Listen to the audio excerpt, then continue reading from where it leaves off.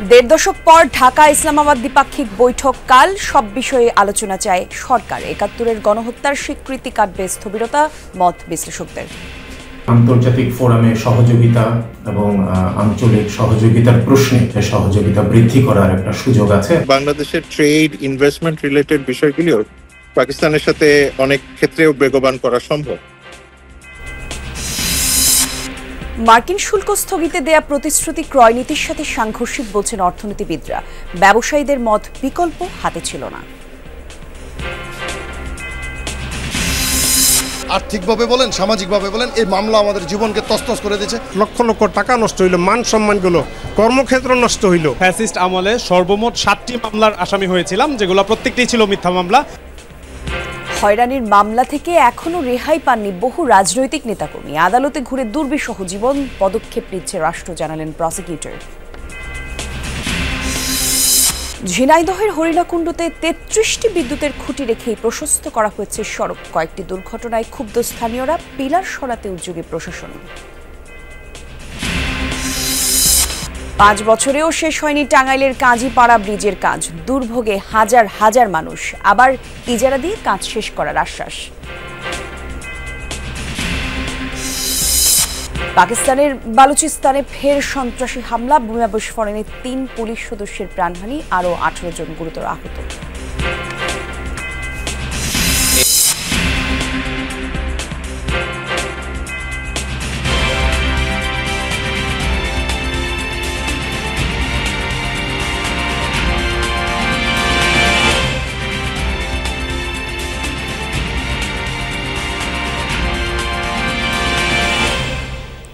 যমুনা নিউজে আমন্ত্রণ আপনাদের সবাইকে। সঙ্গে আমি জান্নাতুল কুলি আছি। শিরোনাম দেখছিলেন।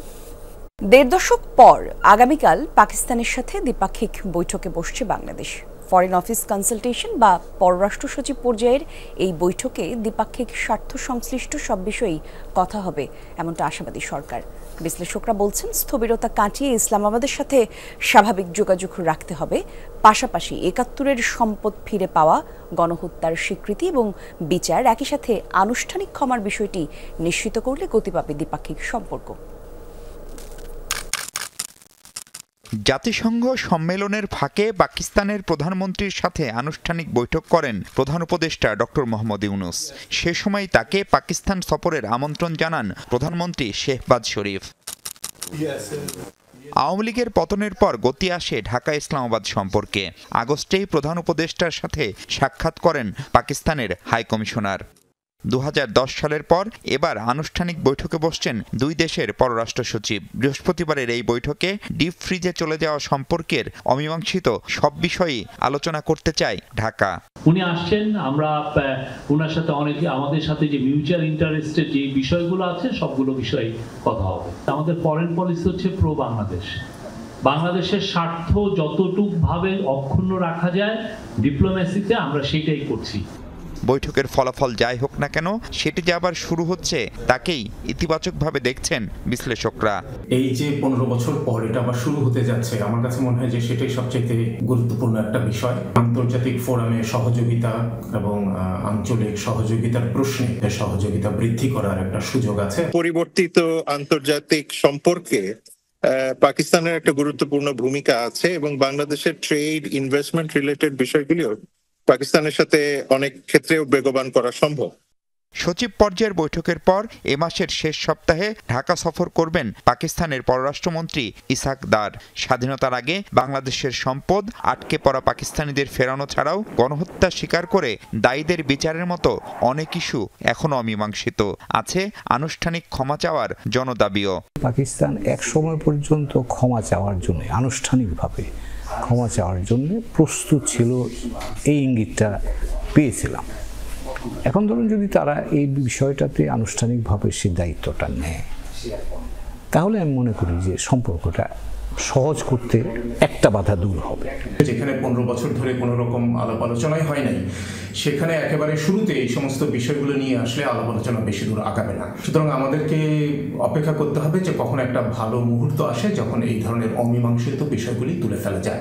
গুডউইল মিটিং হিসেবেই দেখা উচিত এবং সেইখানে যদি এক ধরনের কনফিডেন্সের জায়গা দুই দেশের মধ্যে তৈরি হয় এবং যদি আরো সৌহার্দ্যপূর্ণ সম্পর্ক তৈরি করা যায়, সেই ক্ষেত্রে আমি মনে করি যে এই অমীমাংসিত বিষয়গুলি সুরাহা করাটা খুব একটা ডিফিকাল্ট হবে না।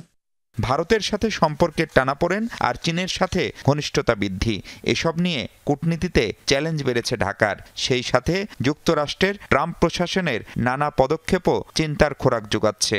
এসব বিবেচনা করেই সরকার পদক্ষেপ নিচ্ছে বলে আশাবাদী বিশ্লেষকরা। জাতীয় স্বার্থের আলোকেই সম্পর্ক নির্ধারণ করি, সেটা পাকিস্তানের সাথে করি, ভারতের সাথে করি, চীনের সাথে করি, মার্কিন যুক্তরাষ্ট্র। মাহফুজ মিশু, যমুনা নিউজ, ঢাকা। মার্কিন যুক্তরাষ্ট্রের আরোপ করা শুল্ক স্থগিতে বাংলাদেশের আবেদনে যে প্রতিশ্রুতি দেওয়া হচ্ছে তা কতটা বাস্তবায়নযোগ্য সেটি নিয়ে প্রশ্ন আছে বিশ্লেষকদের। তারা বলছেন, বিশেষ শুল্ক ছাড় এবং পণ্য আমদানি বৃদ্ধি বাণিজ্য ক্রয়নীতির সাথে সাংঘর্ষিক হতে পারে। একক দেশের উদ্দেশ্যে নেওয়ার সিদ্ধান্ত দ্বিপাক্ষীয় আলোচনায় ভারসাম্যহীনতা তৈরি করতে পারে। তবে ব্যবসায়ীদের মতে তাড়াহুড়ো করে সিদ্ধান্ত নিলেও অযৌক্তিক প্রতিশ্রুতি দেয়নি সরকার। বাণিজ্য ঘাটতি কমিয়ে আনতে বিভিন্ন দেশের পণ্য মার্কিন বাজারে প্রবেশের ক্ষেত্রে বাড়তি শুল্ক আরোপ করে দেশটি। তালিকায় আছে বাংলাদেশও। 15% থেকে বাড়িয়ে 37% শুল্ক আরোপ করেন মার্কিন প্রেসিডেন্ট ডোনাল্ড ট্রাম্প। বাড়তি শুল্ক 3 মাসের জন্য স্থগিতের আবেদন জানিয়ে যুক্তরাষ্ট্রকে 7 এপ্রিল চিঠি দেন প্রধান উপদেষ্টা। তার আহ্বানে সাড়াও দিয়েছেন মার্কিন প্রেসিডেন্ট। বাণিজ্য উপদেষ্টাও চিঠি দেন ইউএসটিআরে। এতে 100টি পণ্যের শুল্কমুক্ত সুবিধার প্রতিশ্রুতি দেওয়া হয়েছে। এ প্রতিশ্রুতি বাস্তবায়ন সম্ভব কিনা তা নিয়ে প্রশ্ন তুলেছেন অর্থনীতিবিদরা। যদিও ব্যবসায়ীরা বলছেন এর বিকল্প হাতে ছিল না। মিস্টার ট্রাম্প যেই টাইপের মানুষ, তাড়াহুড়া ছাড়া কোনো উপায় ছিল না, কারণ যার সাথে যে যেরকম তার সাথে সেরকম ব্যবহার করতে হয়। আমরা আসলে তাড়াহুড়া করলেও অযৌক্তিক বা অবাস্তব কোনো কিছু কিন্তু আমরা আসলে প্রপোজ করি নাই। শূন্য শুল্কের একটি অফার দেওয়া হয়েছে 100টি পণ্যের ক্ষেত্রে। এটি কোন ধরনের পণ্য এবং এর ভিতরে ফিনিশ গুডস কোনগুলো রয়েছে, এগুলো কি মার্কিন বাজারকে টার্গেট করে করা পণ্য কিনা, সেই বিষয়টি বোঝা এক, এবং এটা আমাদের বাণিজ্য নীতির সাথে সাংঘর্ষিক কিনা সেটি এখানে বুঝবার বিষয় রয়েছে। আমদানি বাড়িয়ে বাণিজ্য ঘাটতি কমানোর যে প্রতিশ্রুতি দেওয়া হয়েছে তা প্রতিযোগিতা নীতি এবং ক্রয় নীতির সাথে সাংঘর্ষিক বলে মনে করেন অর্থনীতিবিদরা। ব্যবসায়ীরা বলছেন, পণ্য আমদানির ক্ষেত্রে মুনাফার বিষয়টি আগে বিবেচনায় নেবেন তারা। বাণিজ্য ঘাটতি কমিয়ে আনার যে বড় লক্ষ্য মার্কিন প্রশাসনের, সেটির ক্ষেত্রে তাদের আগামী দিনের উদ্যোগ কি হবে, মূল্যায়ন প্রক্রিয়াগুলো এখনো পরিষ্কার না। মার্কিন যুক্তরাষ্ট্র থেকে বাড়তি পণ্য আমদানির বিষয়টিও কিন্তু কোনো ক্ষেত্রে প্রতিযোগিতা নীতি এবং কোনো ক্ষেত্রে প্রকিউরমেন্ট নীতির সাথে সাংঘর্ষিক হতে পারে। বড় একটা ইম্পোর্ট কিন্তু প্রাইভেট সেক্টর করে। এখানে সরকার বললেই যে আমি আনবো তা না, অবশ্যই আমার দেখতে হবে সেটাতে আমার ব্যবসার জন্য ফিজিবল হয় কিনা, এবং ব্যবসার জন্য ফিজিবল হতে গেলে আমেরিকার প্রাইসিং, লজিস্টিক, আমার ট্যাক্সেশন সবকিছু মিলেই কিন্তু একটা কম্পোজিট প্রজেক্ট হবে সেটা আর কি। মার্কিন যুক্তরাষ্ট্রের সাথে আলোচনার ক্ষেত্রে নিজস্ব বাণিজ্য নীতি এবং ক্রয় নীতি মাথায় রাখার পরামর্শ অর্থনীতিবিদদের। কোনো দেশকে বিশেষ সুবিধা দেয়া হলে অন্য দেশের সাথে বাণিজ্য ও বিনিয়োগ চুক্তি আলোচনায় ভারসাম্যহীনতা তৈরি হবে বলেও আশঙ্কা তাদের। বাংলাদেশ যেন তার নীতি কাঠামোর ভিতর থেকেই যে কোনো ধরনের আগামী দিনের সহযোগিতা কাঠামো যেন বের করার চেষ্টা করে, নতুবা একক দেশকেন্দ্রিক সুবিধা বাড়তি দেওয়া হয়, তাহলে সেটা এক ধরনের নেতিবাচক উদাহরণ তৈরি করতে পারে। বাণিজ্য চুক্তি বা বিনিয়োগ চুক্তি আলাপ আলোচনাগুলো, সেগুলোর ক্ষেত্রে এক ধরনের ভারসাম্যহীনতা তৈরি করতে পারে। মার্কিন যুক্তরাষ্ট্রের আরোপ করা বাড়তি শুল্কের তালিকায় বাংলাদেশের পোশাক এবং চামড়াজাত পণ্যের মতো গুরুত্বপূর্ণ পণ্য নেই বলেও জানিয়েছেন ব্যবসায়ী ও অর্থনীতিবিদরা। আলমগীর হোসেন, যমুনা নিউজ, ঢাকা। মামলা নামক শেকল থেকে এখনো মুক্ত হতে পারেনি বিভিন্ন রাজনৈতিক দলের নেতাকর্মী। আদালতের দাঁড়ে দাঁড়ে হাজিরা দিয়ে সর্বস্ব হারিয়েছেন কেউ, পারিবারিক জীবনেও পড়েছে বিরূপ প্রভাব। পাবলিক প্রসিকিউটর জানিয়েছেন, কিছু মামলা আইনি প্রক্রিয়ায় আর কয়েকটি রাষ্ট্রীয় সিদ্ধান্তে প্রত্যাহার করা হচ্ছে। মোহাম্মদ মহিউদ্দিন পেশায় ব্যবসায়ী, পরিবার নিয়ে থাকেন ব্রাহ্মণবাড়িয়া, কিন্তু ঢাকা মহানগর দায়রা জজ আদালতের প্রতিটি কোণা তার পরিচিত। গেল 10 বছর ধরে নিয়মিত আসা যাওয়া আদালত চত্বরে। মামলায় অভিযোগ, রাষ্ট্রের বিরুদ্ধে ষড়যন্ত্র করেছেন, যদিও তার দাবি মূল অপরাধ রাজনৈতিক পরিচয়। পুলিশ বলছে, মামলা আয়ু বলছে, তাদের কেমন মামলা দিব যাতে তারা জামিন না পাস, লক্ষ লক্ষ টাকা নষ্ট হইলো, মান সম্মানগুলো, কর্মক্ষেত্র নষ্ট হইলো। এখন আমাদের রাস্তায় দাঁড়ানোর মতো অবস্থানে। জানালেন এজন্য জেলেও যেতে হয়েছে একবার, সহ্য করতে হয়েছে রিমান্ডের নামে অমানবিক নির্যাতন। 12 দিন রিমান্ডে নেওয়া হয়েছে, অকথ্য নির্যাতন করা হয়েছে, ইলেকট্রিক শর্ট দেওয়া হয়েছে, আমাদেরকে মিথ্যা স্বীকারোক্তি আদায়ের জন্য অনেক নির্যাতন করা হয়েছে। রাজনৈতিক প্রতিপক্ষকে ঘায়েল করতে এই প্রশাসনিক অস্ত্রের ব্যবহার পুরনো। আওয়ামী লীগের প্রতিপক্ষ হিসেবে যারাই মাঠে ছিলেন গেল 15 বছরে তারা তা হারে হারে টের পেয়েছেন। 326টা মামলা নিয়ে আমি গ্রেপ্তার হয়েছি। 18 সালে আমি 6 মাস 22 দিন জেল খেটেছি। হত্যা মামলা আমাকে 1 নম্বর আসামি করছে। সেই মামলায় এখন আমাকে কোর্টে যেতে হয়। ঈদের আগে আমি 22 তারিখে কোর্টে গেছি, আবার আজকেও আমার কোর্ট ছিল। আর্থিকভাবে বলেন, সামাজিকভাবে বলেন, এই মামলা আমাদের জীবনকে তছনছ করে দিয়েছে। বর্তমান গণতান্ত্রিক সরকারের আমলেও আমাদের ছেলেপেলে, আমাদের সহকর্মীরা, আমার সহযোদ্ধারাও এই আর্থিক অনটনের কারণেও কিন্তু অনেকে এই মামলার হাজিরা বা খালাস করতে পারছেন না। ফ্যাসিস্ট আমলে সর্বমোট 7টি মামলার আসামি হয়েছিলাম, যেগুলো প্রত্যেকটাই ছিল মিথ্যা মামলা। এর মধ্যে ইতিমধ্যে আমার মাত্র 2টি মামলা প্রত্যাহার হয়েছে, বাকিগুলো এখনো প্রত্যাহার হয়নি। বিএনপির দাবি, নেতাকর্মীদের নামে মামলা হয়েছে লক্ষাধিক। আওয়ামী লীগ সরকারের পতনের পর বিচারিক প্রক্রিয়ায় বাতিল হয়েছে বড় বড় নেতাদের বিরুদ্ধে করা বেশ কিছু মামলা। রাষ্ট্রীয় সিদ্ধান্তে ঢাকার আরও প্রায় 1000 খানেক প্রত্যাহারের অপেক্ষায়। কিন্তু কেন্দ্র পর্যন্ত যাদের পৌঁছানোর সক্ষমতা নেই তাদের অনেকেই রয়ে গেছেন হিসেবের বাইরে। আদালতের মাধ্যমে অনেকগুলো মামলা আমরা শেষ করার চেষ্টা করছি। এর মধ্যে অনেকগুলো মামলা আমরা এখানে শেষও করেছি। এখন থানার মামলাগুলো সরকার ইচ্ছা করলে সেগুলি যেহেতু গায়েবী মামলা বা মিথ্যা মামলা, আদি মামলা, সেই মামলাগুলো যে তদন্তকারী কর্মকর্তা তার মাধ্যমে সেগুলিকে ফাইনাল রিপোর্ট দেওয়া যেতে পারে। পট পরিবর্তন হলেও রাজনৈতিক এই অস্ত্রের ব্যবহার বন্ধ হয়নি। অভিযোগ রয়েছে এবার রাজনৈতিক হামলার শিকার আওয়ামী লীগ নেতাকর্মীরা। তাই সাধারণ মানুষের দাবি, প্রতিহিংসা নয়, বন্ধ হোক মিথ্যা মামলার হয়রানি, তৈরি হোক আইনের শাসনের দৃষ্টান্ত। রাসেল আহমেদ, যমুনা নিউজ, ঢাকা। সুনির্দিষ্ট রোডম্যাপ ঘোষণা ইস্যুতে আজ প্রধান উপদেষ্টার সঙ্গে বৈঠক করবে বিএনপি।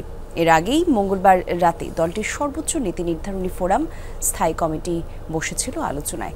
গুলশানে বিএনপির চেয়ারপারসনের কার্যালয়ে হয় সেই বৈঠক। মূলত নিজেদের আলোচ্য সূচি নির্ধারণ করে বিএনপি আর এছাড়া ঐক্যমত্য কমিশনের সঙ্গে বৃহস্পতিবারের বৈঠকের বিষয়টিও গুরুত্ব পায় স্থায়ী কমিটির আলোচনায়। দলের ভারপ্রাপ্ত চেয়ারম্যান তারেক রহমান ভার্চুয়ালি বৈঠকে সভাপতিত্ব করেন। উপস্থিত ছিলেন মহাসচিব মির্জা ফখরুল ইসলাম আলমগীর, স্থায়ী কমিটির সদস্য ডক্টর খন্দকার মোশাররফ হোসেন, ব্যারিস্টার জমির উদ্দিন সরকার, মির্জা আব্বাস, গয়েশ্বরচন্দ্র রায়, নজরুল ইসলাম খান, আমির খসরু মাহমুদ চৌধুরী, ইকবাল হাসান মাহমুদ টুকু, সালাউদ্দিন আহমেদ এবং সেলমা রহমান। এছাড়া ভার্চুয়ালি যোগ দেন স্থায়ী কমিটির সদস্য ডক্টর মঈন খান এবং ডাক্তার এজেড-এম জাহিদ হোসেন। রাজুকের প্লট বরাদ্দে দুর্নীতির অভিযোগে দুদকের আলাদা 2টি মামলায় শেখ হাসিনা এবং তার ছেলে সজীব ওয়াজেদ জয়সহ 29 জনের বিরুদ্ধে গ্রেফতারি পরোয়ানা জারি করেছেন আদালত। আর অবৈধভাবে ইন্টার্ন হাউজিং থেকে ফ্ল্যাট নেয়ার অভিযোগে শেখ রেহানার মেয়ে ব্রিটিশ এমপি টিউলিপ সিদ্দিক সহ 3 জনের বিরুদ্ধে মামলা করেছে দুদক। ক্ষমতার অপব্যবহারের মাধ্যমে গুলশানের ইস্টার্ন হাউজিং থেকে ফ্ল্যাট নেয়ার অভিযোগ আনা হয়েছে টিউলিপ সিদ্দিকের বিরুদ্ধে। অভিযোগে বলা হয়, রাজুকের 2 আইন উপদেষ্টার যোগসাজশে এই অপরাধ করা হয়। এই ঘটনায় টিউলিপ সহ ওই 2 কর্মকর্তার বিরুদ্ধে মামলা করেছে দুদক। বিকালে সংস্থার কার্যালয়ে সাংবাদিকদের এ তথ্য জানান মহাপরিচালক আক্তার হোসেন। গুলশানের একটা মূল্যবান ফ্ল্যাট বিনামূল্যে যখন কাউকে ইস্টার্ন হাউজিং দিয়ে থাকেন, অবশ্যই যেই প্রক্রিয়া অনুসরণ করে এটা দেওয়ার কথা ছিল, এটি অ্যাকচুয়ালি রাজুকের লিজকৃত প্রপার্টি। এটা কাউকে 99 বছরের জন্য এটা লিজ দেওয়া ছিল, এটা তার আগে হস্তান্তরযোগ্য ছিল না। এদিকে মঙ্গলবার দুপুরে শেখ হাসিনার বিরুদ্ধে রাজুকের প্লট বরাদ্দের মামলায় দুদকের দেওয়া চার্জশিট আমলে নেন ঢাকার মেট্রোপলিটন সিনিয়র স্পেশাল জজ জাকির হোসেন গালিবের আদালত। পলাতক থাকায় তাদের বিরুদ্ধে জারি করা হয় গ্রেপ্তারি পরোয়ানা। প্রতিবেদন দাখিলের জন্য 29শে এপ্রিল তারিখ ধার্য আছে এবং নির্ধারিত তারিখে যদি তারা ওই প্রতিবেদনের প্রেক্ষিতে তামিল প্রতিবেদনের প্রেক্ষিতে বিচারিক আদালত এই বিষয়ে পরবর্তী সিদ্ধান্ত গ্রহণ করবেন। এদিকে 1,55,00,000 টাকার অবৈধ সম্পদ অর্জনের অভিযোগে সাবেক হুইপ পঞ্চানন বিশ্বাসের বিরুদ্ধে মামলা করেছে দুদক। অভিযোগের সাথে সম্পৃক্ত হয়েছেন সেটার বিস্তারিত রয়েছেন। শাকিল হাসান, যমুনা নিউজ, ঢাকা। জুলাই আন্দোলনে সাভারের আশুলিয়ায় মরদেহ পোড়ানোর ঘটনায় মানবতাবিরোধী অপরাধের অভিযোগে সাবেক 3 পুলিশ কর্মকর্তাকে কারাগারে পাঠিয়েছেন আন্তর্জাতিক অপরাধ ট্রাইব্যুনাল। দুপুরে তাদের কারাগারে পাঠানোর নির্দেশ দেওয়া হয়। এদিকে অপহরণের পর গুম করে 47 দিন আয়নাঘরে আটকে রেখে নির্যাতনের নতুন এক মামলায় সাবেক র্যাব কর্মকর্তা মোহাম্মদ সোহায়েলকে 18 জুন হাজির করার নির্দেশ দিয়েছেন আদালত। 5 আগস্ট আশুলিয়ায় 6 তরুণকে গুলি করে হত্যার পর পুলিশ ভ্যানে রেখে আগুন লাগিয়ে দেয় কয়েকজন পুলিশ সদস্য। আর এই অভিযোগে মঙ্গলবার সকালে ট্রাইব্যুনালে হাজির করা হয় ঢাকা জেলার সাবেক অতিরিক্ত পুলিশ সুপার আব্দুল্লাহিল কাফি সহ 3 পুলিশ কর্মকর্তাকে। এদিন তাদের গ্রেফতার দেখিয়ে কারাগারে পাঠানোর আবেদন জানায় প্রসিকিউশন। আদালত তা মঞ্জুর করেন। এই মামলার মধ্য দিয়ে জুলাই আগস্টের গণহত্যার বিচার শুরু হবে বলে জানিয়েছেন প্রসিকিউশন। যে আশুলিয়াতে 5 জন শহীদ এবং 1 জন জীবন্ত ব্যক্তিকে পোড়ানো হয়েছিল, সেই মামলায় অগ্রগতি প্রতিবেদন গত ধার্য তারিখে দাখিল হয়েছে। প্রোডাকশন ওয়ারেন্টের প্রেক্ষিতে আজকে 3 জনকে হাজির করা হয়েছিল, তাদের 2 জন অতিরিক্ত পুলিশ সুপার এবং 1 জন ইন্সপেক্টর। আমরা ট্রাইব্যুনালে তাদেরকে গ্রেপ্তার দেখিয়ে জেল হাজতে প্রেরণের আবেদন করেছিলাম, সেটা মঞ্জুর হয়েছে। এদিকে অপহরণের পর গুম করে 47 দিন আয়নাঘরে আটকে রেখে নির্যাতনের নতুন এক মামলায় সাবেক র্যাব কর্মকর্তা মোহাম্মদ সোহায়েলকে 18 জুন হাজিরের নির্দেশ দিয়েছেন আন্তর্জাতিক অপরাধ ট্রাইব্যুনাল। যে জনৈক গোলাম মুর্তজা মাহিন, যার বাড়ি রাজশাহীর 4 ঘাটে, তিনি তার ভাইয়ের সাথে ঢাকায় দেখা করতে এসেছিলেন। ঢাকায় দেখা করতে আসার পরে তাকে ধানমন্ডি থেকে পিক করা হয় এবং তাকে সাথে সাথে জমটুপি পরিয়ে নিয়ে যেয়ে 47 দিন আটক রাখা হয়, আয়নাঘরে রাখা হয়, নির্যাতন করা হয়, উল্টো করে ঝুলিয়ে রাখা হয়। গণহারে নয়, তদন্তে যাদের নাম আসবে তাদের বিরুদ্ধেই ব্যবস্থা নেওয়া হবে বলে জানায় প্রসিকিউশন টিম। আমরা সংগৃহীত ভিডিওগুলো পর্যালোচনা করছি, যাদেরকে আমরা শনাক্ত করতে পারবো তাদেরকেই নিয়ে আসবো। রাব্বি সিদ্দিকী, যমুনা নিউজ, ঢাকা।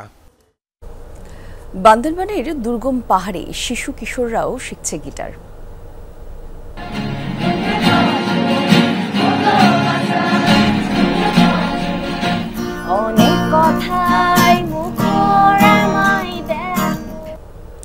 ছয় বছর আগে খোলা স্কুলের শিক্ষার্থী বর্তমানে অর্ধশতাধিক। মোবাইল আসক্তি রুখতেই বমরাম আমলাই এর উদ্যোগ।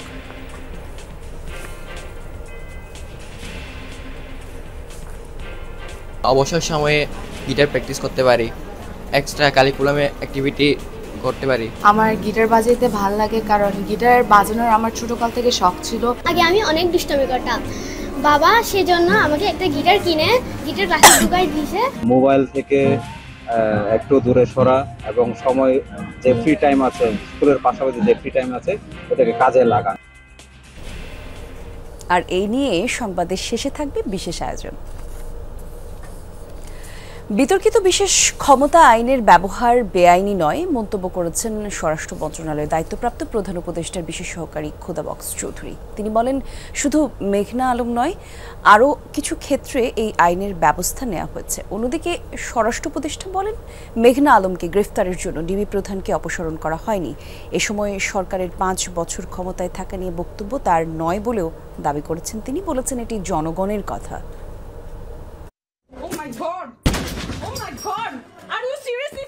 বিতর্কিত বিশেষ ক্ষমতা আইন ব্যবহার করে গ্রেফতার করা হয় মডেল মেঘনা আলমকে।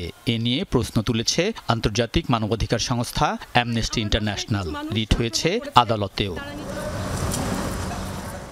এক্ষেত্রে বিশেষ ক্ষমতা আইনের প্রয়োগকে বেআইনি মনে করেন না স্বরাষ্ট্র মন্ত্রণালয়ের দায়িত্বপ্রাপ্ত প্রধান উপদেষ্টার বিশেষ সহকারী খোদা বক্স চৌধুরী।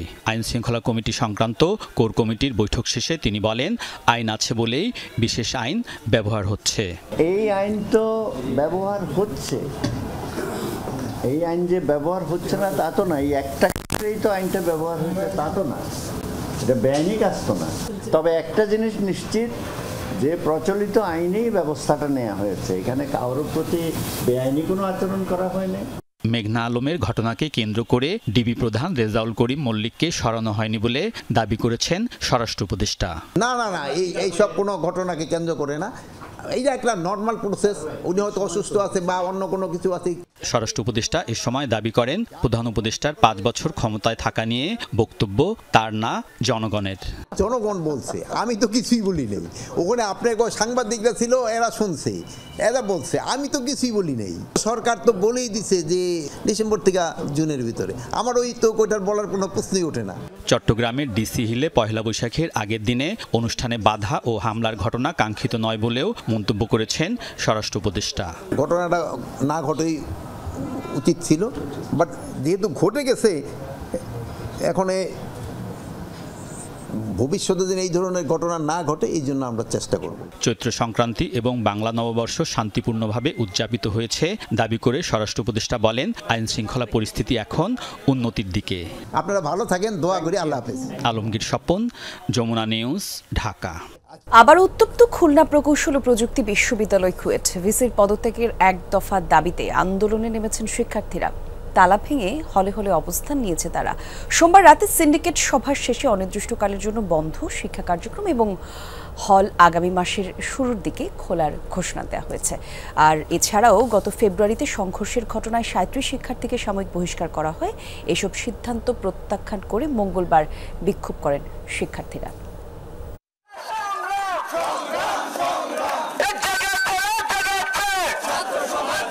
প্রায় 2 মাস ধরে একাডেমিক কার্যক্রম বন্ধ খুলনা প্রকৌশল ও প্রযুক্তি বিশ্ববিদ্যালয়ে। এরই মধ্যে আবারও উত্তাপ ছড়িয়েছে ক্যাম্পাসে। শিক্ষা কার্যক্রম শুরু ও হলগুলো খুলে দেওয়ার দাবিতে রোববার থেকে প্রশাসনিক ভবনের সামনে অবস্থান কর্মসূচি পালন করছিলেন শিক্ষার্থীরা। সোমবার রাতে জরুরি সিন্ডিকেট সভা শেষে অনির্দিষ্টকালের জন্য বন্ধ শিক্ষা কার্যক্রম আগামী 4 মে থেকে শুরুর ঘোষণা দেওয়া হয়। আবাসিক হলগুলো খুলে দেওয়ার সিদ্ধান্ত হয় 2 মে। এছাড়া গত 18 ফেব্রুয়ারি সংঘর্ষের ঘটনায় 37 শিক্ষার্থীকে সাময়িক বহিষ্কার করা হয়। এসব সিদ্ধান্ত প্রত্যাখ্যান করে ভিসির পদত্যাগের এক দফা দাবিতে বিক্ষোভ করেন আন্দোলনরতরা। 37 জনকে বহিষ্কার এবং যে প্রহসনমূলক যেভাবে যে 2 মে হল খুলে দেওয়া হবে, এই পুরো বিষয় সিদ্ধান্তকে আমরা ঘৃণা ভরে প্রত্যাখ্যান করছি সকল শিক্ষার্থী। যেহেতু ভিসি আন্দোলনরত শিক্ষার্থীদের বিরুদ্ধে মামলার ইন্ধন দিয়েছে, যেহেতু ভিসি আন্দোলনরত শিক্ষার্থীদেরকে বহিষ্কার করেছে, সেহেতু এক দফা ঘোষণা করছি, এই ভিসিকে অপসারণ আমাদের একমাত্র দাবি। পরে 6টি আবাসিক হলের তালা ভেঙে ঢুকে পড়েন ছাত্ররা। দীর্ঘদিন ধরে হল বন্ধ থাকায় অনেক শিক্ষার্থী বিপাকে পড়েছেন বলে জানান তারা।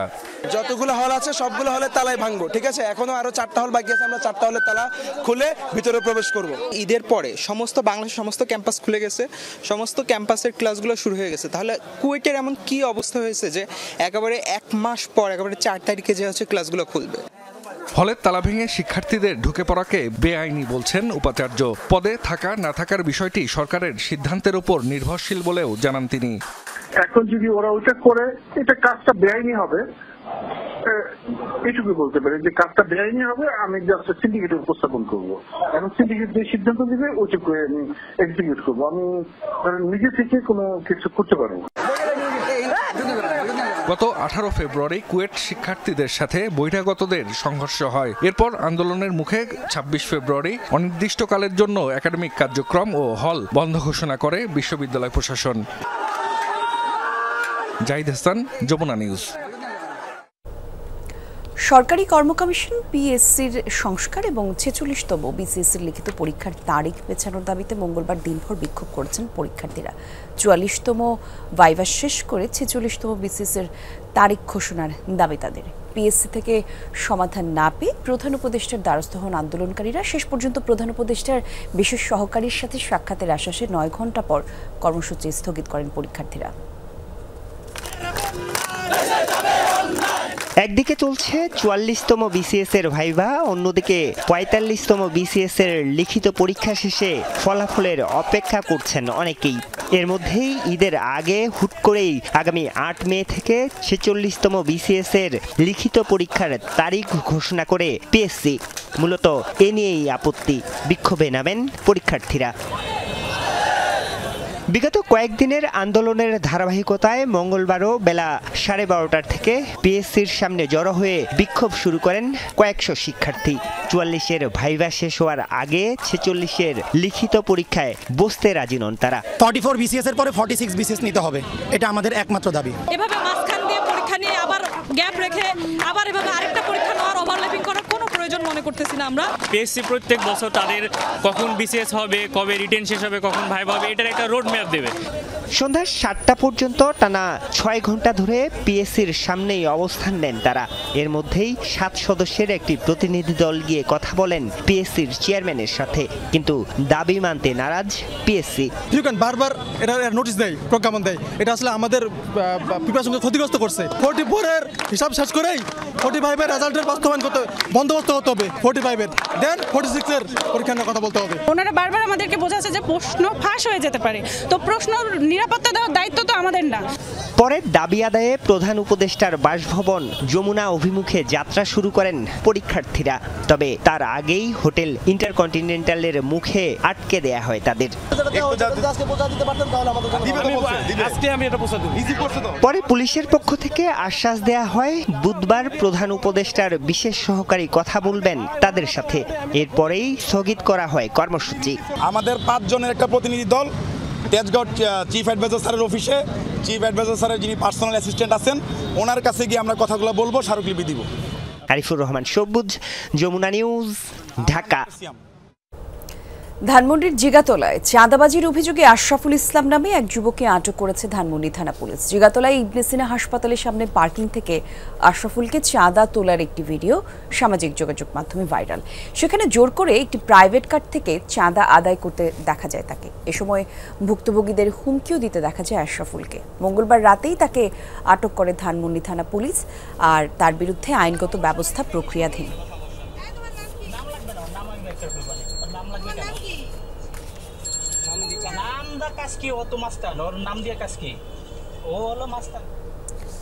প্রতি লিটার 14 টাকা বাড়িয়ে বোতলজাত সয়াবিন তেলের দাম এখন 189 টাকা নির্ধারণ করেছে বাণিজ্য মন্ত্রণালয়। আর খোলা সয়াবিন তেলের দাম 12 টাকা বাড়িয়ে 169 টাকা নির্ধারণ করা হয়েছে। বাণিজ্য উপদেষ্টা জানান, দাম নিয়ন্ত্রণ রাখতে এতদিন সয়াবিন তেলে 2000 কোটি টাকা ভর্তুকি দিতে হয়েছে। এ সময় তিনি চালের বাড়তি দাম দুঃখজনক বলেও মন্তব্য করেছেন। ভোজ্য তেলের দাম বৃদ্ধি নিয়ে বেশ কিছুদিন ধরেই তৎপর ব্যবসায়ীরা। অবশেষে 3 দফা বৈঠকের পর সয়াবিন তেলের দাম বৃদ্ধির সিদ্ধান্ত জানিয়েছে বাণিজ্য মন্ত্রণালয়। নির্ধারিত দাম অনুযায়ী এখন থেকে প্রতি লিটার বোতলজাত সয়াবিন তেল 175 টাকার পরিবর্তে কিনতে হবে 189 টাকায়। তবে 5 লিটার সয়াবিন তেলের বোতল কিনলে দিতে হবে 922 টাকা, যা আগে ছিল 852 টাকা। খোলা সয়াবিন ও পাম তেলের দামও 12 টাকা বাড়িয়ে 169 টাকা নির্ধারণ করা হয়েছে। বাণিজ্য উপদেষ্টা বলছেন, অর্থনৈতিক সংকট বিবেচনা করে ভর্তুকি কমাতে ভোজ্য তেলের নতুন দাম নির্ধারণ করা হয়েছে। আমাদের মূল্যস্ফীতি এখন নিয়ন্ত্রণের মধ্যে আছে। সো আমাদের যে সমন্বিত ব্যয় একটা সংসারের, এই ক্ষেত্রে এই 14 টাকা আমরা যদি দেখি যে একটা সংসারে যদি 5 লিটার তেল লাগে তাহলে 5×14 70 টাকার মূল্য বৃদ্ধি ঘটবে প্রতি মাসে। সো মাসে 70 টাকার মূল্য বৃদ্ধি এবং সামগ্রিক পণ্যের যে মূল্য, এতে কিছুটা হয়তোবা সহনীয় হবে। অবশ্যই এটা মানে একটা ভার বহন করতে হবে ভোক্তাকে। বাজারে চালের দাম বৃদ্ধি নিয়েও কথা বলেছেন বাণিজ্য উপদেষ্টা। আশা করেন আগামী 2 সপ্তাহের মধ্যে নতুন ধান উঠলে চালের দাম নিয়ন্ত্রণে আসবে। চালের দামটা দুঃখজনকভাবে বেশ কিছু দিন ধরেই বেড়ে আছে। আমাদের বোরো আর সপ্তাহ 2-এর মধ্যে আসবে বাজারে। আল্লাহর রহমতে আমাদের ফসলেও ধানেও একটা বরকত আসবে এবং আমি আশা করি যে নতুন ধান উঠে আসলে বাজার আরও সহনীয় হয়ে যাবে। বাণিজ্য উপদেষ্টা জানান, পেঁয়াজ সহ কিছু পণ্যের দাম বৃদ্ধি নিয়ে সতর্ক আছে সরকার। এক্ষেত্রে পরিস্থিতি অনুযায়ী ব্যবস্থা নেওয়া হবে। কখনো কখনো আমরা শুল্ক অব্যাহতি দান করি, আমরা আমদানিকে সহায়ক করি, সেটার জন্য মানে ভোক্তা পর্যায়ে মূল্য সহনীয় পর্যায়ে থাকে। আলমগীর স্বপন, যমুনা নিউজ, ঢাকা। ঝিনাইদহে বৈদ্যুতের খুঁটি অপসারণ না করেই একটি সড়ক প্রশস্ত করা হয়েছে। এর মধ্যে ঘটেছে কয়েকটি দুর্ঘটনাও। এতে ক্ষুব্ধ স্থানীয়রা। আর এলজিডি বলছে, বিদ্যুতের খুঁটি অপসারণের জন্য পল্লী বিদ্যুৎকে প্রয়োজনীয় অর্থ দেওয়া হয়েছে, কিন্তু কিছু জটিলতার কারণেই এই বিলম্ব। ঝিনাইদহের হরিণাকুণ্ড উপজেলার পায়রাডাঙ্গা থেকে সিঙ্গা হয়ে পারফলসি গেছে পাকাই সড়ক। স্থানীয়দের দীর্ঘদিনের দাবির প্রেক্ষিতে সম্প্রতি প্রশস্ত করা হয়েছে রাস্তাটি। তবে সড়ক প্রশস্ত হলেও ভোগান্তি পিছু ছাড়েনি চলাচলকারীদের। পাকা রাস্তায় কিছু দূর পরপরই বিদ্যুতের খুঁটি। 33টি খুঁটি না সরিয়েই শেষ হয়েছে 6.5 কিলোমিটার সড়কের উন্নয়ন কাজ। স্থানীয়রা বলছেন রাস্তার 1 থেকে 2 ফুটের মধ্যে এসব খুঁটি থাকায় এরই মধ্যে কয়েকটি দুর্ঘটনাও ঘটেছে। সবাই গাড়ি ঘোড়া দেওয়া এমন আছে, ব্রেক করছে খামে বাইদে আছে দড়াম করে খামে বাঁধছে, গাড়ি ঘোড়া দাঁড়াতে পারছে না। বড় গাড়ি আসলে লাগে সাইড করতে গেলে খামবার জন্য অনেক ঝামেলা হয়, গাড়ি দাঁড় করে রাখতে হবে, না হলে লেগে যেতে গেলে তো মনে করেন অনেক সমস্যা হয়। যে যাচ্ছেন খাম্বা কবে উঠাবে, তা কাছে আমরা টাকাও দিয়ে দিচ্ছি, ওদের টাকাও দিয়েছি। এখন ভাই এখন ওর দায়িত্ব হইল যে তোমার বিদ্যুৎ তালাকের কথা বললো, অভিযোগের ভিত্তিতে বা কথার ভিত্তিতে তো দেয়, এটাও তো ঠিক করে দেয়, কিন্তু এইখানে যে পিটারতে ঘাটতি হয়েছে এটুকু কে পূরণ করে দেবে। এলজিইডির উপজেলা প্রকৌশলী বলছেন তারা সময় মতোই তাদের কাজ শেষ করেছেন। বিদ্যুতের খুঁটি অপসারণে পল্লী বিদ্যুৎকে প্রয়োজনীয় অর্থ দেয়া হয়েছে। আমাদের এলবিডি এক্সটেনশনের মাধ্যমে পল্লী বিদ্যুতে টাকা পরিশোধ করা, এখন পল্লী বিদ্যুতের কিছু জটিলতার জন্য ওইটা সরাতে আপনার দেরি হচ্ছে। এখানে আমাদের কোনো ধরনের কোনো ত্রুটি নাই। খুঁটি অপসারণে ঠিকাদার নিয়োগের কথা জানিয়েছে পল্লী বিদ্যুৎ। শিগগির কাজ শুরুর আশ্বাস ঠিকাদারি প্রতিষ্ঠানের। টাকা জমা দিছে, আমরা পল্লী বিদ্যুতের ঠিকাদার প্রতিষ্ঠানের লোক, আমরা যেহেতু কাজ 2-1 দিনের ভিতরে করার চেষ্টা করব। টেন্ডারের শর্ত অনুযায়ী আগামী জুনের মধ্যে সড়ক থেকে বিদ্যুতের এসব খুঁটি অপসারণের কাজ শেষ করতে হবে। জাহিদ হাসান, যমুনা নিউজ।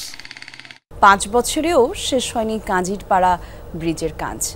টাঙ্গাইলের বাসাইল উপজেলা এবং মির্জাপুর উপজেলার সংযোগস্থলে এই সেতু 2020 সালে নির্মাণ শুরু হলেও আলোর মুখ দেখেনি এই প্রকল্প। ভোগান্তিতে হাজার হাজার মানুষ। উপজেলা প্রকৌশলী বলছে ঠিকাদারের গাফিলতির কারণেই এই সংকট। পুনরায় টেন্ডার দিয়ে কাজ করতে হবে। পুংলি নদীর ওপর 5 বছর ধরে দাঁড়িয়ে কংক্রিটের পিলার। কাঠামো দৃশ্যমান হলেও খবর নেই বাকি অংশের। টাঙ্গাইলের বাসাইল ও মির্জাপুর উপজেলার সংযোগস্থল কাজিরাপাড়া ব্রিজ 2019 সালে ভেঙে পড়লে পরের বছরই নতুন সেতুর কাজ শুরু করে Haider construction private limited and Mohammad Liaquat Ali নামের ঠিকাদারি প্রতিষ্ঠান। কার্যাদেশ অনুযায়ী নির্মাণের শেষ সময় ছিল 2022 সালের 24 সেপ্টেম্বর। তবে এখনও বাকি 60% কাজ। গত 5 বছর আগে রাস্তায় ব্রিজটি টেন্ডার হয়েছে 256 মিটার ব্রিজ। পরবর্তী দেখা যায় 1 বছর যাওয়ার পরে কাজ যেভাবে করার কথা ওইভাবে কাজ হচ্ছে না। লেবার করতে হয় না, তারা জায়গা কি করবো, আচ্ছা কতটা বছর ধরে কাম করতেছে, একদিন করলে তার 3 মাস করে না। দীর্ঘদিন সেতুর অভাবে ভোগান্তি পোহাচ্ছেন 10টি গ্রামের হাজারো মানুষ। তাদের দাবি দ্রুত শেষ হোক ব্রিজ নির্মাণের কাজ। আমরা গুদারা পারাবার হল লাগে একজনের 10 টাকা করে পার, আবার আইতে 10 টাকা 20 টাকা লাগে গুদারা পারাবার হইতে। এখন আমরা খুব কষ্টে আছি। আমরা একটা রোগী নিয়ে হসপিটালে যেতে পারি না, আমাদের রোগী নিয়ে গেলে অনেক জায়গা ঘুরে যেতে হয়। 4 বছর যাবৎ এটা আমরা বিভিন্ন দপ্তরে আমাদের প্রকৌশলী এলজিডি বা যাদের আন্ডারে কাজটা হচ্ছে বা কন্ট্রাক্টরের সাথে আমরা অনেক সময় এটা নিয়ে কথা বলছি, এটার কোনো অগ্রগতি নাই। ঠিকাদারি প্রতিষ্ঠানের গাফিলতিকে দায়ী করছে এলজিইডি। তবে রিটেন্ডার দিয়ে কাজ শেষ করার আশ্বাস দেন সংশ্লিষ্ট কর্মকর্তারা। জেলা অফিস থেকে উনাকে মৌখিকভাবে এবং চিঠি মারফত বারবার বলা হয়েছে যে কাজটা আরো দ্রুত করে নির্দিষ্ট টাইমের মধ্যে কাজটা শেষ করার জন্য। যদি এইভাবে কাজটা উনি শেষ না করে তাহলে জেলা অফিস এবং আমাদের অফিস 2 অফিস থেকেই বলা হয়েছে যে তাহলে এই কাজটি খুব দ্রুত বাতিল করে পরবর্তী রিটেন্ডারের জন্য ব্যবস্থা নেওয়া হবে। এদিকে ঠিকাদারি প্রতিষ্ঠানের মালিক ও ইঞ্জিনিয়ারের সাথে বারবার যোগাযোগ করার চেষ্টা করলেও কাউকে পাওয়া যায়নি। জারিন অর্নি, যমুনা নিউজ। সিলেটে দুর্বৃত্তদের ছুরিকাঘাতে তুষার চৌধুরী নামের এক যুবক নিহত হয়েছেন। মঙ্গলবার রাতে নগরীর শাহী ঈদগাহ এলাকায় তাকে ছুরিকাঘাত করা হয়। আর আহত অবস্থায় Sylhet MAG Osmani medical college হাসপাতালে নিয়ে গেলে চিকিৎসকরা তাকে মৃত ঘোষণা করেন। পুলিশ জানিয়েছে নিহত তুষার নগরীর রায়নগর এলাকার বাসিন্দা। তার গায়ে বেশ কয়েকটি আঘাতের চিহ্ন রয়েছে। তবে হত্যার কারণ এবং জড়িতদের চিহ্নিত করতে পারেনি পুলিশ। এ বিষয়ে তদন্ত চলছে।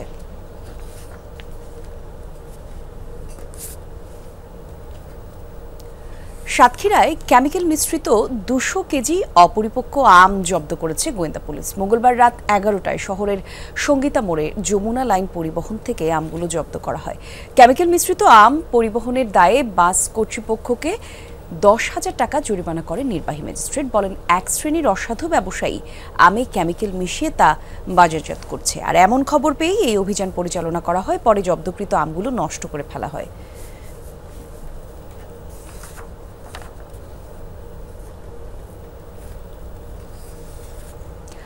বান্দরবানের দুর্গম পাহাড়ের শিশু কিশোররাও শিখছে গিটার বাজানো। সেখানে বেসিক গিটার লার্নিং স্কুল গড়ে তুলেছেন সংস্কৃতিমনা এক যুবক। ভিন্নধর্মী এই উদ্যোগ সাড়াও ফেলেছে, বেশ বাড়ছে শিক্ষার্থীদের সংখ্যা।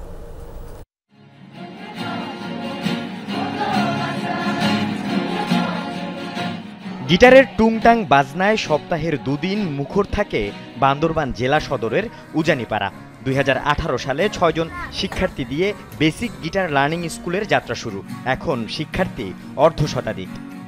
অবসর সময়ে গিটার প্র্যাকটিস করতে পারি, এক্সট্রা কারিকুলামে অ্যাক্টিভিটি করতে পারি। আমার গিটার বাজাইতে ভালো লাগে, কারণ গিটার বাজানোর আমার ছোটকাল থেকে শখ ছিল। আগে আমি অনেক দুষ্টামি করতাম, বাবা সেজন্য আমাকে একটা গিটার কিনে গিটার ক্লাসে ঢুকাই দিয়েছে। অনেক কথাই এটি পরিচালনা করেন রোয়াংছড়ির মুনথার পাড়ার জুমিয়া পরিবারের সন্তান বমরাম আমলাই, যিনি পাহাড়ের জনপ্রিয় চিম্বুক ব্যান্ড দলের বেজ গিটারিস্ট। বিভিন্ন জাতিগোষ্ঠীর সাংস্কৃতিক মনা শিক্ষার্থীদের নিজস্ব ঐতিহ্য আর সংস্কৃতি টিকিয়ে রাখা এবং মোবাইলে আসক্তি রুখতে তার এই চিন্তা। মোবাইল থেকে একটু দূরে সরা এবং সময় যে ফ্রি টাইম আছে, স্কুলের পাশাপাশি যে ফ্রি টাইম আছে ওটাকে কাজে লাগান। বাংলা ভাষার পাশাপাশি মারমা, চাকমা, ত্রিপুরা ও ইংরেজি ভাষায় সঙ্গীতের সুরে চলে গিটার বাজানোর প্রশিক্ষণ। বান্দরবানে ব্যতিক্রমী এই উদ্যোগ সাড়া ফেলেছে বেশ। এই সৃজনশীলতার মধ্য দিয়ে তারা যদি বেড়ে ওঠে, আমার মনে হয় তারা একটা মানবিক মানুষ। যে বিভিন্ন জাতিগোষ্ঠীর ছেলেপেলেরা শিশুরা রয়েছে, তাদের সাথে একটা মিলন মেলা হবে। বমরামের চিন্তাধারা এবং সাফল্যে খুশি তার সহকর্মীরাও। এই উদ্যোগ অতি ক্ষুদ্র, তবে উদ্দেশ্য অনেক মহৎ। এই বেসিক গিটার লার্নিং সেন্টার হয়ে উঠুক একটি অন্যতম মাধ্যম। আল আমিন শিকদার, যমুনা নিউজ। পাকিস্তানের বেলুচিস্তান প্রদেশে বোমা হামলায় কমপক্ষে 3 পুলিশ সদস্যের মৃত্যু হয়েছে। মঙ্গলবারের এই হামলায় আহত হন আরও 18 জন, যার মধ্যে 2 জনের অবস্থা বেশ গুরুতর। পুলিশ জানিয়েছে তাদের মধ্যে একটি গাড়ি লক্ষ্য করে রিমোট কন্ট্রোলের মাধ্যমে ঘটানো হয় বোমা বিস্ফোরণ। আহতদের এরই মধ্যে বোলান মেডিকেল হাসপাতালে ভর্তি করা হয়েছে। এখনও হামলার দায় স্বীকার করেনি কোনো গোষ্ঠী। আর এই ঘটনায় নিন্দা জানিয়েছে দেশটির প্রধানমন্ত্রী শাহবাজ শরীফ। সম্প্রতি বেলুচিস্তানে 4 শতাধিক যাত্রী সহ একটি ট্রেন জিম্মি করে ব্যাপক আলোচনার জন্ম দিয়েছে বিচ্ছিন্নতাবাদী গোষ্ঠী বালুচ লিবারেশন আর্মি। লাগাতার আগ্রাসনের জেরে বিশ্বজুড়ে ব্যাপক সমালোচনার মধ্যে গাজা পরিদর্শনে গেলেন ইসরায়েলি প্রধানমন্ত্রী বেনিয়ামিন নেতানিয়াহু। মঙ্গলবার উপত্যকার উত্তরাঞ্চলে সেনাদের সাথে সাক্ষাৎ করেন তিনি। তার সাথে উপস্থিত ছিলেন দেশটির প্রতিরক্ষা মন্ত্রী, ইসরায়েল কাদস এবং সামরিক কমান্ডার। আবারও হামাস নির্মূলের হুঁশিয়ারি দেন ইসরায়েলি প্রধানমন্ত্রী। এ সময় ইসরায়েল ধ্বংসের চেয়ে ইরানের সর্বোচ্চ নেতা আয়াতুল্লাহ আলী খামেনির করা একটি সোশ্যাল মিডিয়ার পোস্টের কথা উল্লেখ করেন নেতানিয়াহু। তার দাবি, খামেনি ইসরায়েলকে ধ্বংস করতে চান আর সাফাই দেন নিজের ভবিষ্যৎ রক্ষার জন্যই এই যুদ্ধ। একযোগে ফ্রান্সের শহর তুলানের বেশ কয়েকটি কারাগারে হামলা হয়েছে। মঙ্গলবার সামাজিক মাধ্যমে এক বিবৃতিতে এই তথ্য নিশ্চিত করেছেন ফরাসি বিচারমন্ত্রী। জানিয়েছেন, স্বয়ংক্রিয় অস্ত্র ব্যবহার করে দক্ষিণাঞ্চলীয় শহর তুলানের বিভিন্ন কারাগারে হামলা চালানো হয়েছে। পাশাপাশি আতঙ্ক ছড়াতে যানবাহনে করা হয়েছে অগ্নিসংযোগও। ফরাসি কর্মকর্তাদের অভিযোগ, সরকারের মাদক বিরোধী কঠোর অবস্থান রুখতে হামলা চালিয়েছে অপরাধীরা। যদিও এইসব হামলায় কারা জড়িত তা এখনো জানা যায়নি, তবে এরই মধ্যে তদন্ত শুরু হয়েছে। এতে কোনো হতাহতের ঘটনাও ঘটেনি। ইসরায়েলি ভূখণ্ড লক্ষ্য করে চালানো আলোচিত অভিযান অপারেশন প্রমিসের ভিডিও প্রকাশ করেছে ইরান। ইসরায়েলের লক্ষ্য করে চালানো ওই হামলায় বর্ষপূর্তি উপলক্ষে এই ভিডিও প্রকাশ করা হয়। অভিযানে ব্যবহৃত হয় ড্রোন এবং ব্যালিস্টিক ক্ষেপণাস্ত্রের বিস্তারিত বর্ণনাও তুলে ধরা হয় সেই ভিডিওতে। ইরানের পাহাড়ি মরু এলাকা থেকে ছোড়া হচ্ছে একের পর এক মিসাইল এবং ড্রোন, লক্ষ্য ইসরায়েলি ভূখণ্ড। ইরানের বহুল আলোচিত অপারেশন ট্রু প্রমিসের দৃশ্য এটি। গেল বছর ইসরায়েলি ভূখণ্ডে ওই হামলা চালায় ইরান। আলোচিত ওই অভিযানের 1 বছর পূর্তি উপলক্ষে মঙ্গলবার এই ভিডিও প্রকাশ করে তেহরান। ভিডিওতে তুলে ধরা হয় হামলার বিস্তারিত তথ্য। অপারেশন ট্রু প্রমিস নিয়ে এ ধরনের ভিডিও এই প্রথম প্রকাশ করল ইরান। অভিযানে যে মিসাইল এবং ড্রোন ব্যবহার করেছে তেহরান তার বিস্তারিত তুলে ধরা হয়। এতে দেখা যায় আলোচিত শহীদ ড্রোন ছোড়া হয় ইসরায়েলি ভূখণ্ড লক্ষ্য করে। অন্যদিকে মিসাইলের মধ্যে ছিল খাইবার, গাদর এবং এমাদ। দূরপাল্লার এসব ক্ষেপণাস্ত্র ইরানের সমর ভাণ্ডারের অন্যতম শক্তি হিসেবে বিবেচনা করা হয়। গেল বছরের 1 এপ্রিল দামেস্কে ইরানের কনসুলেটে তেল আবিব হামলা চালায়। 7 ইরানি সেনা কর্মকর্তার মৃত্যু হয় ওই হামলায়। তারই জবাবে 14 এপ্রিল ওই অভিযান চালায় ইরান। মীর মুশফিকা হাসান, যমুনা নিউজ।